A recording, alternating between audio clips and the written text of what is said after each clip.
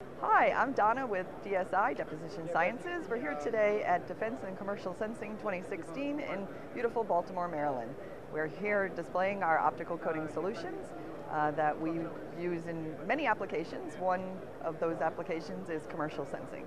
Kevin will now bring you up to speed with what our activities to date are. Kevin?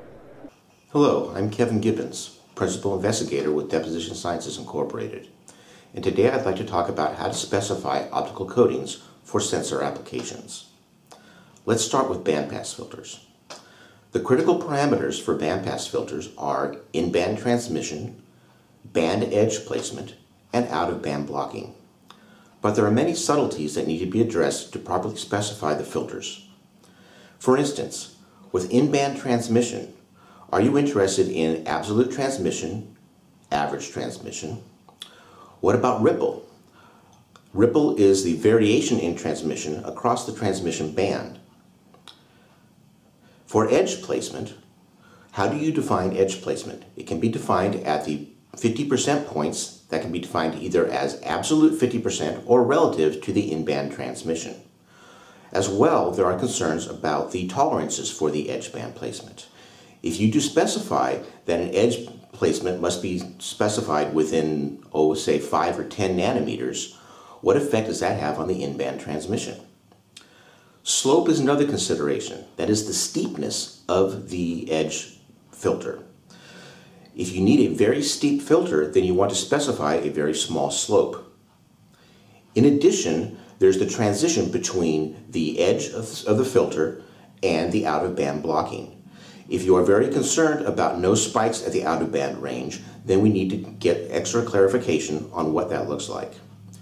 Out-of-band transmission is the amount of blocking that occurs outside of the passband. You can define these out-of-band transmissions either in terms of average performance across a given wavelength range or absolute at every specific wavelength. Out-of-band transmission blocking must consider the sensitivity of the detector as well. There's no need to provide extra blocking past the sensitivity of the detector. If you have very stringent out-of-band transmission requirements, you may need to specify to the vendor how those measurements are made. For instance, at a very high resolution or a very narrow slit width on the spectrophotometer. Again, these are aspects that can be addressed at the time of quoting for the job. Another consideration may be spectral compensation. It is possible in the filter design to compensate for the sensor response curve or the light source response curve, such as solar weighting or photopic response.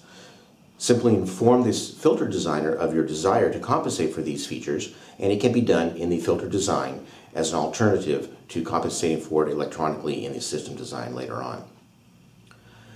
These rules that are stated for bandpass filters apply equally well to anti-reflective coatings, edge filters, high reflectors, beam splitters, etc.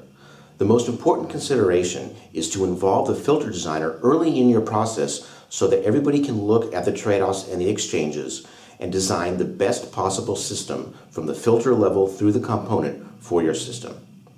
If you have any questions, please feel free to visit the DSI website at www.depsci.com.